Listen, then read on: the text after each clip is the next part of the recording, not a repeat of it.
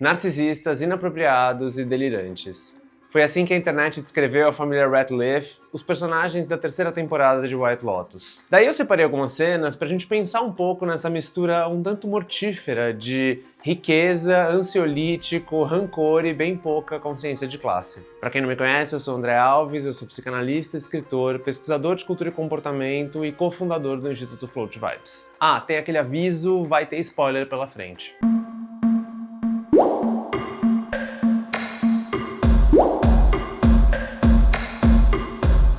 Logo quando o Tim, a Victoria, o Saxon, a Piper e o Lochan chegam no White Lotus, a gente rapidamente entende o que a gente vai assistir aqui. A queda da família perfeita. E a gente vai assistir isso sobretudo pela perspectiva do Tim, esse clássico vencedor que é confrontado com, primeiro, o fato de que os seus filhos não são tão vencedores quanto ele gostaria que eles fossem, e segundo, bom, ele vai ter que experimentar um lugar de perda, já que basicamente a fortuna dele vai desmoronar. Pra mim, esse é o arco da família Ratcliffe. Eles vão perdendo, pouco a pouco, tudo que constitui eles pra, bom, de alguma forma, prepará-los para o que eles vão perder assim que eles saírem do resort e das férias. Mas eu quero começar com a diva da temporada, a Victoria. At this age, I'm meant to live an uncomfortable life. I don't have the will. Especificamente pela cena do café da manhã em que a Kate vai até ela. É muito nítido como a gente está falando de pessoas que não se importam em ser simpáticas, legais, enfim. Existe uma crença fundante e muito fanática que fica nítida nessa cena, que esse sistema familiar acredita que está acima dos demais. A Victoria fala que atrizes são prostitutas, que os caras ricos lá daquele barco são esquisitos. Enfim, essa família tá sempre acima dos demais. Ou pelo menos trata os demais como coadjuvantes. Quem se importa, afinal de contas? A gente tem dinheiro, a gente é uma família incrível, a gente não precisa de mais ninguém. O que é muito curioso, se a gente lembrar que na primeira cena da família, quando eles chegam no White Lotus, a Victoria diz que eles são uma família normal. E que é uma frase um pouco dúbia e dupla.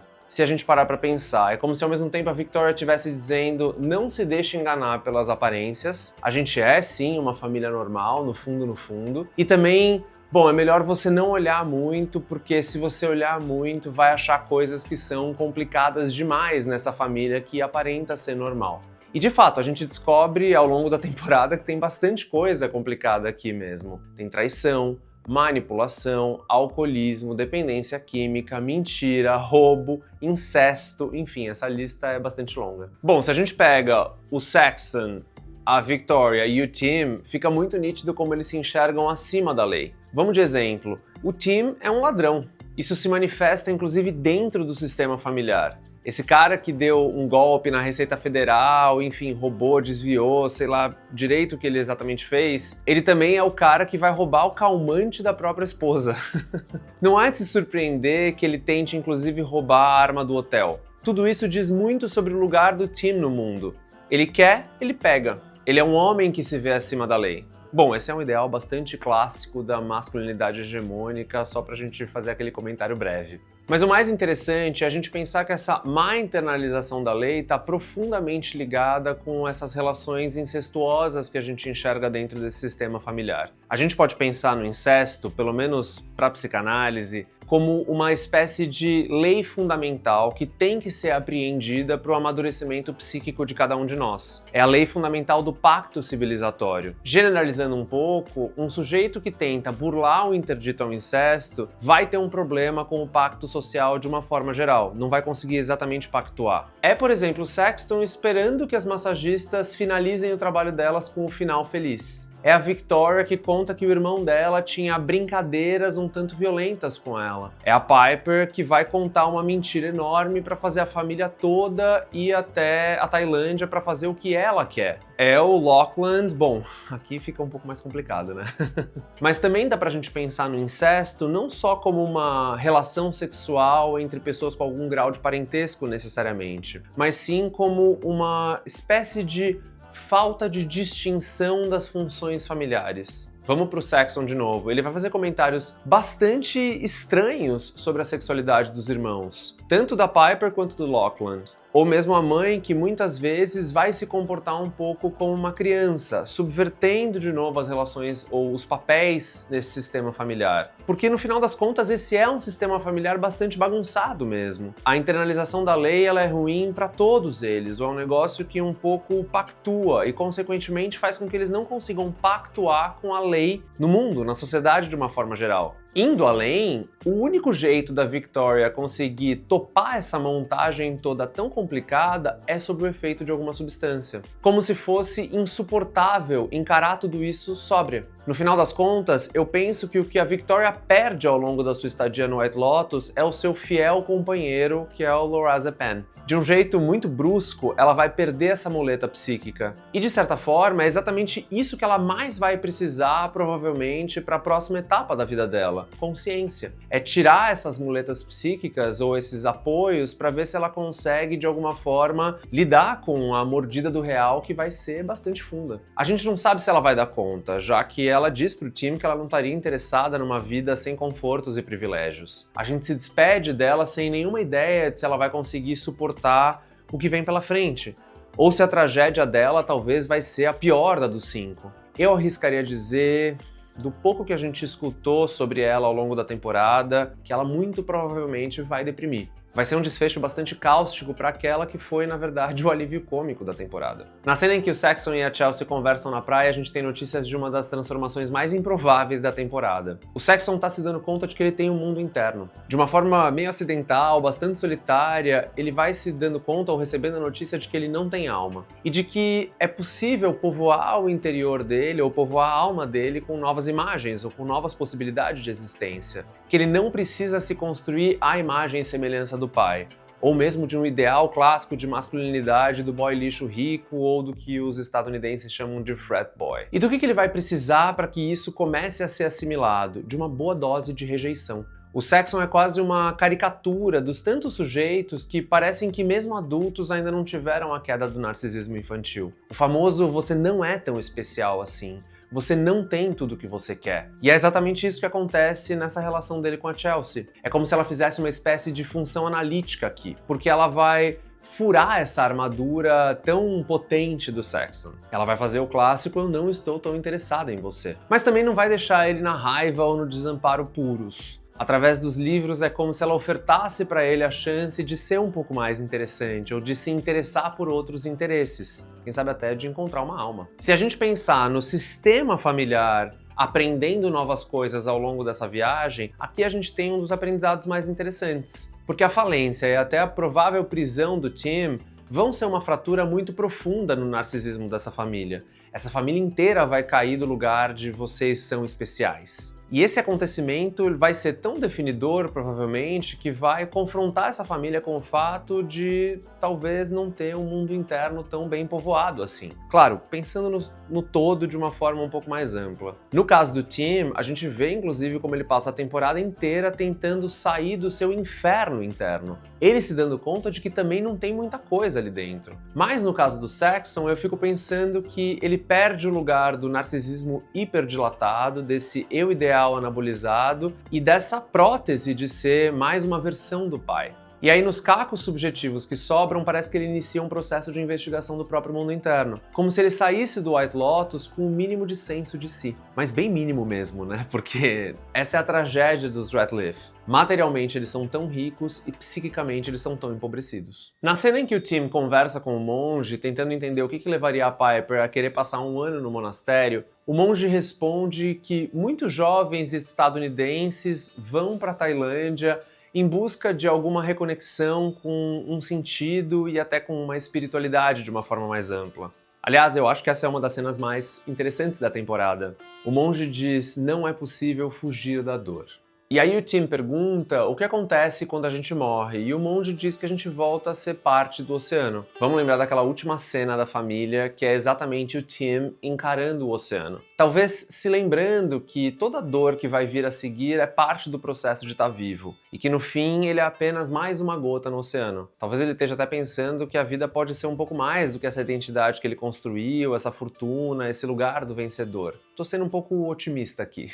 Indo numa interpretação um pouco mais cínica, bem digna de White Lotus, talvez o Tim tá se dando conta de que isso é mais um tsunami, mas que ele vai conseguir se safar de alguma forma. Ou mesmo essa família vai conseguir dar o seu jeito. Afinal, eles estão acima da lei, né? Mas essa cena do monge também me faz pensar que essa família também está sendo confrontada com o papel da espiritualidade nas suas vidas. O que a espiritualidade pode fazer por eles? Por exemplo, se a gente pensa no embate entre a Piper e a Victoria, eu fico pensando que, para Piper, o budismo parece ser, ou ter sido pelo menos, uma espécie de encontro com a fé. Uma experiência que permite que ela enxergue ou expanda a sua visão de mundo. E passe inclusive a tolerar algumas das suas faltas. A espiritualidade como um encontro com o diferente. Já para Victoria, parece que o cristianismo entra numa chave da crença, de um pacto com uma visão de mundo que orienta a sua identidade de grupo. É um sistema de orientação moral tão rígido, tão imaginário,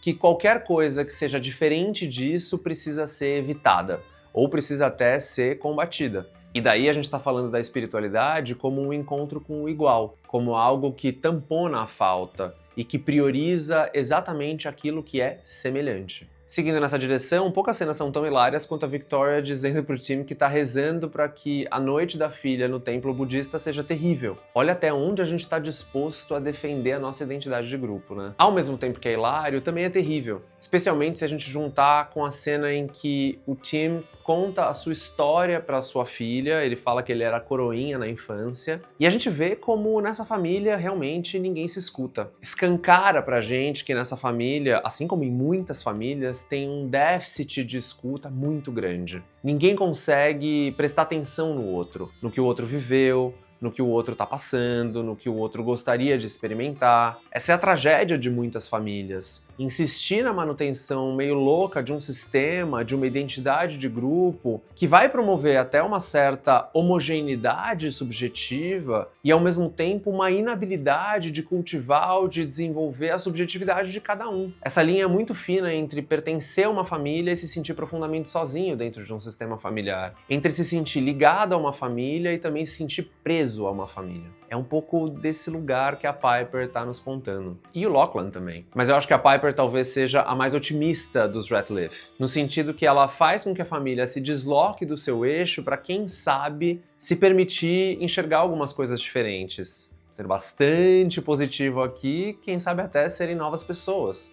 Ou pelo menos se permitirem um pouco de escuta. É ela que mais insiste, né, para que eles fiquem sem o celular, por exemplo. E claro, ela só consegue fazer isso porque ela também tá muito interessada no que ela quer. Que é um pouco a tragédia da Piper, né? Ela não é uma maçã que caiu tão longe assim da árvore. De todos os Ratliff, eu penso que ela passa por uma transformação psíquica um pouco mais clara, que é se dar conta de que ela gosta mais dessa vida de confortos e riquezas e privilégios do que ela gostaria de admitir. E o toque de ironia é que isso faz com que ela se sinta minimamente mais próxima da mãe. Bom, ela precisou fazer toda essa montagem para conseguir ser escutada por essa família e, de certa forma, ela consegue. No olhar de uma psicanálise um pouco mais clássica, é uma solução curiosa para o conflito central da posição de filho do meio. Esse cabo de guerra mental entre ser responsável pelos mais novos e também não ser tratado com toda a especialidade do filho mais velho. E nessa grande loucura, a Piper vai se dar conta de que ela não tem tanta ideia assim do que ela quer. Ou talvez ela não queira tanto assim aquilo que ela achava que ela queria. Ou, claro, que o desejo vai cobrar um preço muito alto se ela quiser realmente bancar aquilo que ela deseja.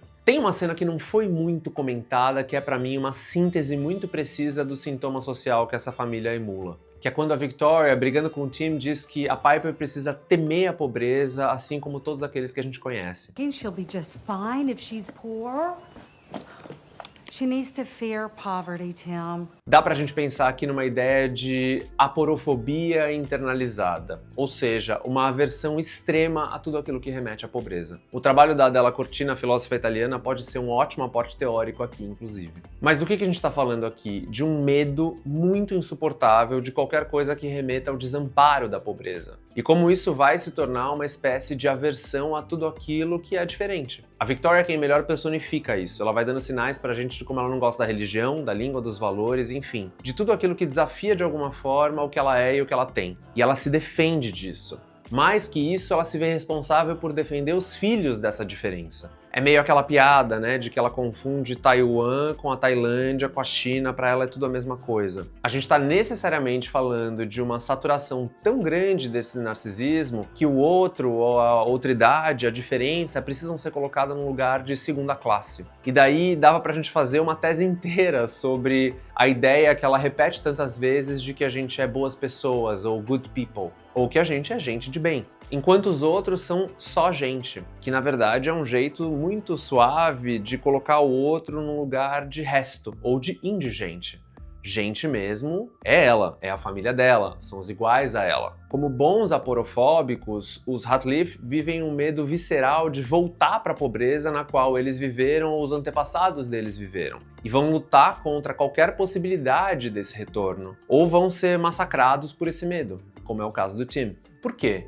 Porque na mente dessas pessoas, a pobreza é um lugar de desumanização, de ausência de subjetividade. Consequentemente, para parte dos Ratliff, pelo menos, é melhor nem existir, porque viver na pobreza é de alguma forma deixar de existir. E é exatamente por isso que o Lachlan sofre mais dentro desse sistema familiar. Ele ainda não tem essa fortaleza narcísica tão defendida. Ele é meio desamparado psiquicamente, ainda que ele não seja pobre. E daí, o que os demais vão exigir dele? Melhora essa postura, toma suplemento, entra nessa universidade, dá um jeito na tua vida, que é quase um jeito também de dizer siga a vida do nosso jeito. O Lachlan é uma espécie de representante da falta de potência, que é exatamente o lugar mais temido por essa família. É inclusive com isso que o Tim vai brigar durante a temporada inteira. O que vai ser de mim e o que vai ser de nós se a gente perder a nossa potência financeira? Será que a gente vai ter algum tipo de vida com os restos, com o que sobrar? E daí eu penso que o jogo fica ainda mais interessante com o desfecho do Lachlan, que é, de certa forma, ser quase assassinado por esse pai. Então, olha que interessante. É como se esse filho, que talvez pudesse ajudar esse sistema familiar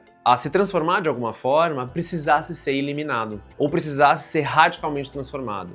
Inconscientemente, claro. Mas olha como o narcisismo saturado é mesmo um negócio complicado, porque instaura e cultiva dentro de nós um estado tão paranoico que a gente se torna disposto a matar e morrer, para defender uma visão muito estreita de identidade no lugar de considerar a possibilidade de se transformar, de viver de outros jeitos. Eu penso que esse sintoma social fica ainda mais nítido, mais cristalino, na cena em que a Victoria diz para Piper que não desfrutar a vida que eles receberam seria ofensivo. É aqui que essa crença fica ainda mais exposta. Existe consciência de classe. Só que essa consciência, ela coexiste com a tese de que essa família, assim como os super ricos de uma forma geral, foram predestinados a esse lugar. Eles são os escolhidos e, portanto, eles merecem desfrutar. Eles devem desfrutar. O que é isso? É o direito divino dos reis. É uma crença muito absolutista monarquista de que a realeza é incontestável, é merecedora do topo e do trono. Só que esse discurso vem numa chave muito contemporânea, que é esse vitimismo dos ultra-ricos. A ideia totalmente delirante de que os ricos são invejados pela sua posição e, portanto, são perseguidos. E é essa posição de vítima real, ou de vítima de uma espécie de realeza, que dá para tantos desses sujeitos a permissão para fazer o que eles bem entenderem. Bom, pelo menos concede essa permissão para a família Ratliff. Na cena do desabafo da Piper, é fascinante como a Victoria vai de um lugar de repulsa para um lugar de amor. Como se ela se desse conta, finalmente, ela é igual a nós. E por isso eu a amo. E ela ainda remata fazendo aquele joinha pro Tim, como se com esse pequeno gesto ela dissesse, tá tudo bem. E também, nós fizemos o nosso trabalho como pais. Pelo menos é um pouco isso que eu consigo escutar aqui. Na cena em que o Lachlan atravessa aquela experiência de quase morte, a gente tem um resumo muito interessante da tarefa psíquica enorme que ele tem que enfrentar ou desempenhar. Olhando para esse acontecimento de uma forma bastante simbólica, eu penso em como o desafio é exatamente ele se dar conta do potencial intoxicante do que ele recebe desse sistema familiar. Olhando para esse acontecimento de uma forma bastante simbólica, eu fico pensando que ele vai se dando conta exatamente do potencial intoxicante e mortífero do que ele recebe desse sistema familiar. Os ideais de sucesso, a gramática relacional, as referências de masculinidade clássica hegemônica, enfim, é bastante coisa. E ele vai precisar colocar tudo isso para fora se ele quiser conseguir avançar para algum tipo de vida, ou de nova vida. Porque o lugar dele nesse sistema familiar é um pouco estar condenado a essa posição de, como ele diz para o Saxon, agradar. É muito impactante ele estar nessa montagem de ter que nadar, nadar, nadar para tentar alcançar as sombras que o observam na superfície. Observam ou talvez julguem. E aqui a gente tem acesso a talvez a forma como o Locke se sinta nessa família, constantemente vigiado e ameaçado por um mundo externo, por uma série de projeções, se afogando numa quantidade muito grande de julgamentos. Por isso que a estratégia dele e de muitas pessoas de se oferecer para o outro como objeto, só ficar nesse lugar de agradar, é muito angustiante, porque o sujeito vai ficando sem ar. Nunca consegue chegar na superfície. Nunca consegue chegar no que acha que o outro espera desse sujeito. Eu também fiquei pensando bastante naquele momento em que o Lachlan diz que é parte de uma família de narcisistas. Porque é como se ele fosse o espelho do mito, mostrando de volta para os seus parentes aquilo que talvez eles não queiram muito enxergar. De certa forma, o Lachlan imita o Saxon e isso mostra para o Saxon como o próprio comportamento dele é horrível. Ele imita a Piper e, consequentemente, faz ela perceber que se ele pode se tornar espiritualizado da noite para o dia, talvez ela não seja tão especial assim, ou a jornada dela não seja tão especial assim. É como se o Locke refletisse também o desejo do Tim de matar sua família no lugar de bancar suas ações. Entende? Ele tá nessa posição muito especular de mostrar para o outro como tem bastante coisa horrível no que o outro tá querendo fazer, ou no jeito que o outro tá sendo. E também é como se o Locke sofresse de ecoísmo. Dentro do mito de Narciso, ele se identifica com Eco, com essa dificuldade de se impor, de priorizar o outro, esse medo de desapontar o outro, de só conseguir ou de estar condenado a esse lugar de repetir o que o outro diz, como Eco no mito de Narciso. É um pouco o oposto do narcisismo. E ele vai descobrindo que não dá pra colocar tudo no outro, e que também as atitudes dele têm o seu custo, de que não, ele não está condenado necessariamente a esse lugar de uma eterna repetição do que o outro traz para ele. Dá pra gente pensar nessa cena também como uma espécie de renascimento do Lachlan, como se ele fosse finalmente desmontar essa experiência muito atordoante que trouxe ele até aqui. O que a gente não sabe é se ele vai conseguir bancar essa ruptura, se vai ser um renascimento de fato e até se ele vai conseguir carregar essa transformação psíquica para o sistema familiar de uma forma geral. A gente assiste com uma boa dose de desconforto como o Lachlan vai desejar o irmão mais velho, e inclusive chegar às vias de fato. E por mais que isso seja horrorizante para muita gente, pelo menos muitos comentários na internet iam nessa direção, eu acho importante a gente lembrar que a gente está andando num gelo fino entre normalização e patologização. Como Freud ensinou pra gente desde o começo da psicanálise, os impulsos incestuosos estão presentes no nosso inconsciente desde muito cedo. A gente deseja muito os nossos parentes mais próximos. A grande questão é o destino que cada um de nós vai dar a esses impulsos, e também o que a gente vai fazer com as proibições ao incesto. É interessante como a forma do Saxon e do Lachlan de falar sobre isso é basicamente não falar. É tentar fingir que nada disso aconteceu, ou que esses impulsos simplesmente não existem. E claro, vai ficando mais difícil de fingir que isso não existe. Eu diria até que, pelo Lachlan, esses impulsos são reprimidos e pelo Saxon eles são recalcados. Aliás, é muito interessante como a gente descobre o que aconteceu naquela noite no barco junto com o Saxon. Uma memória que a censura dele conseguiu rapidamente esquecer, ou pelo menos distorcer, e aí vem a Chloe e traz de uma forma muito intrusiva, derrubando as defesas dele mesmo.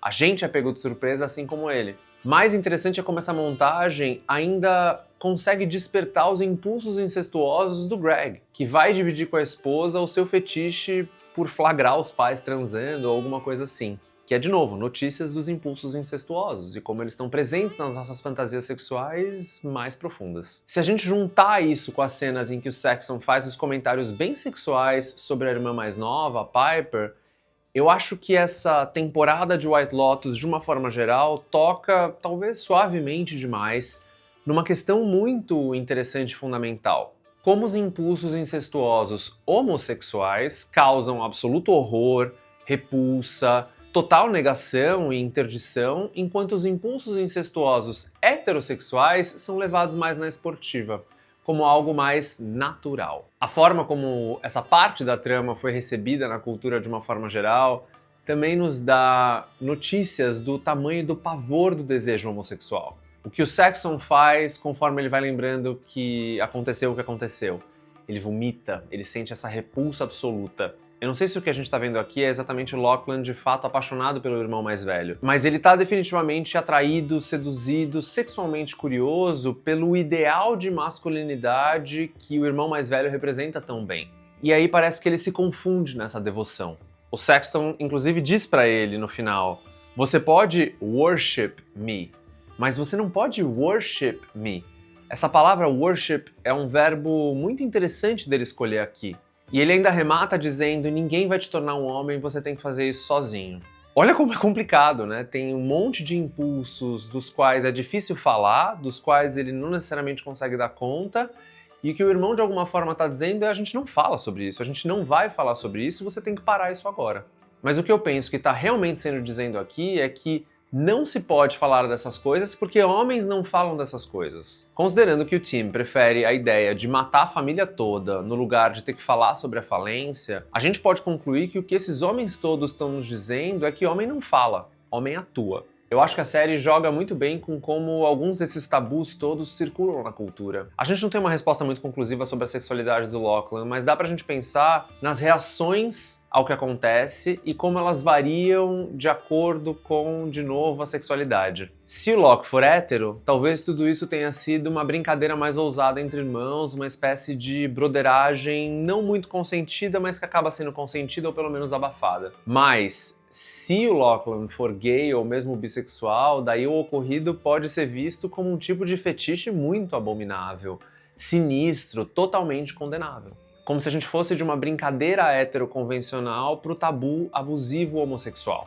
Pelo menos foi assim que grande parte da internet foi falar sobre essas cenas ou sobre essa trama. Eu também vi algumas análises muito curiosas de como tudo isso é uma representação muito ruim de uma pessoa queer no caso do Lachlan. Como se fosse muito degradante para LGBTQIA+, a gente falar da sexualidade pela via da negatividade, da vergonha, do medo, desses desejos que não são tão nobres assim e que na verdade estão envoltos em impulsos bastante antigos, bastante primitivos, bastante regredidos, enfim. Olha como em 2025 ainda é tão complexo a gente falar e pensar sobre sexualidade. Mas voltando para aquela hipótese do amadurecimento, eu acho muito simbólico o veneno ser colocado no mesmo liquidificador que faz o shake de proteína. Primeiro, porque toda vez que o Saxon tá mais desconfortável, principalmente precisando se reafirmar o seu lugar de macho alfa, ele vai lá e toma um shake. Como se fosse uma espécie de mamadeira desse homem adulto que é, na verdade, bastante regredido. Aquele famoso man-child. Um shake que ele, inclusive, vai fazer o Lachlan tomar. Uma espécie de intimidação para que o irmão entre no mesmo pacto do que é ser homem de verdade. E daí é o Tim, o pai, que usa esse liquidificador ou mamadeira para fazer as pina coladas. É nesse recipiente do sagrado masculino desgraçado que o Lachlan vai beber o veneno. Se a gente pensar no Locke como uma pessoa queer ou dissidente, eu fico viajando um pouco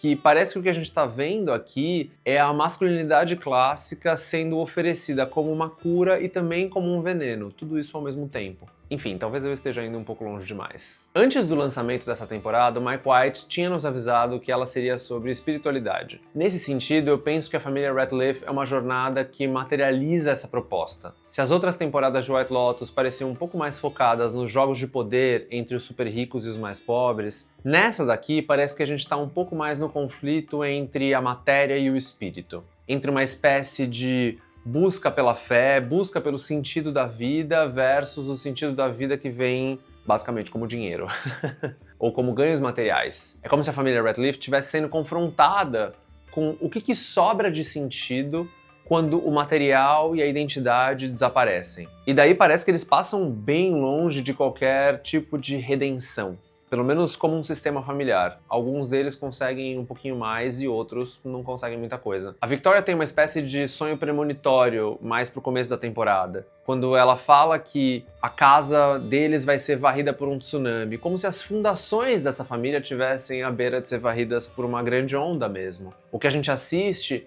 é como as fundações desse narcisismo hiperdilatado, desse grupo familiar, vão de fato ruir. E daí seria muito bom se a série nos desse pelo menos mais uma cena dessa família pra gente ver o que cada um ia fazer com os escombros psíquicos depois da falência, ou depois da provável prisão do Tim. Só que, como os Ratliff, a gente fica um pouco sem saber o que vem por aí, a gente fica até meio desamparado, né? Se desse pra fazer uma crítica, eu acho que dava pra gente ter pelo menos um pouquinho mais dessa história, pra gente conseguir ter algum tipo de desfecho. Bom, e nesse susto eu acho que também dá pra gente deixar por aqui. Seguir pensando nas fundações e nos escombros que a gente chama de família. Até mais!